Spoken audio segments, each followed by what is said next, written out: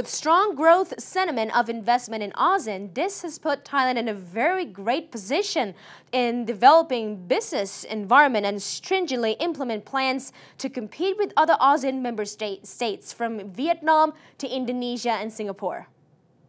I think Thailand is much more advanced in terms of Vietnam, although Vietnam is coming up very quickly. Thailand does have work to do in terms of infrastructure, improved supply chain. Vietnam has a huge amount of work to do in terms of infrastructure, but Nina, it's happening.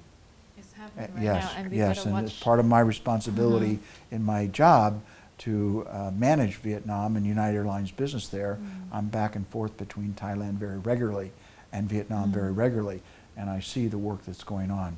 So how is the economy between these two? The economies of Vietnam and Thailand are quite different. Right. Thailand is, I think, on a better road at this point, although there's been a decrease in exports this year. Thai companies generally are doing well. Our American companies are doing well. Vietnam, on the other hand, is suffering from a huge rate of inflation. And so as a result of that, investment is slowing in Vietnam, and businesses are taking a second look before they continue to invest there. So that's an issue that Vietnam needs to deal with. Thailand, on the other hand, is already much more advanced in terms of Vietnam, in terms of its work with business in general. Having said that, there's still additional work to do.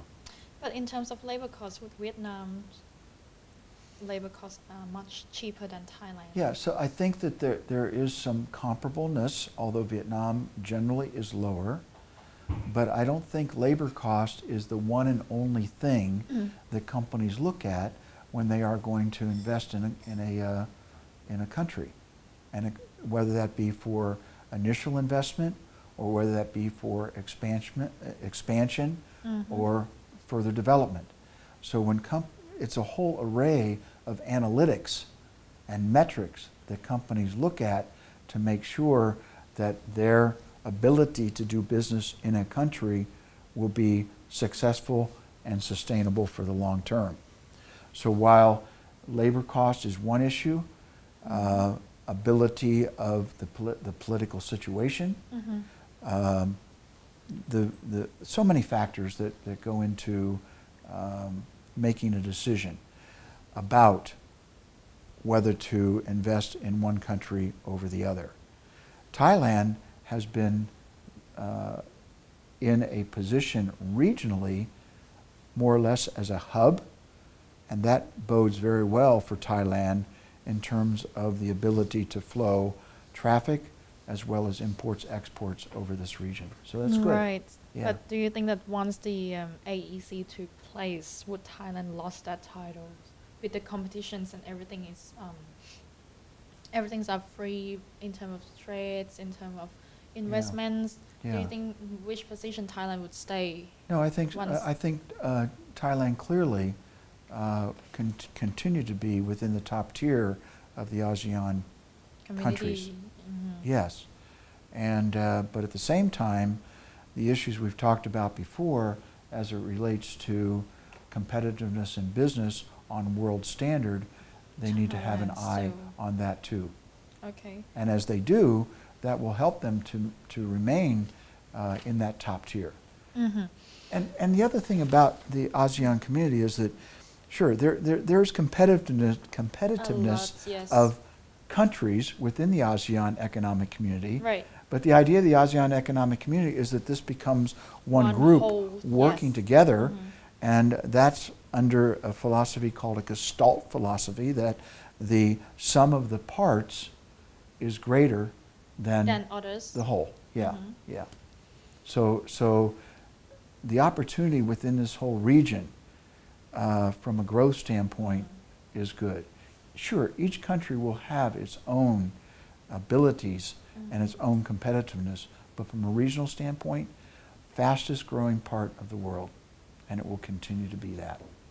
You mean ASEAN? ASEAN. Is the fastest growing part of the world. Yes, and it will continue to be that for the next 10 to 15 years. In addition, AmCham has established a chapter in Cambodia and is working closely with the U.S. Embassy in Myanmar to organize a chapter to support U.S. companies doing business in Myanmar as well as in Thailand.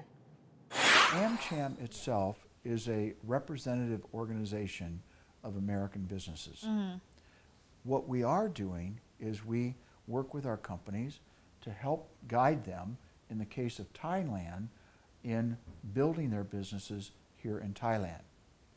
The other thing that AmCham does is we've reached out to some other countries as they are beginning to develop, and we are just in the very beginning stages of implementing chambers of commerce in other countries. For example, Cambodia and Burma. So we've been in contact with the embassies in those countries. We've been in contact with American businesses beginning to do work in those countries to establish American chambers of commerce in Over those there. countries. Yeah.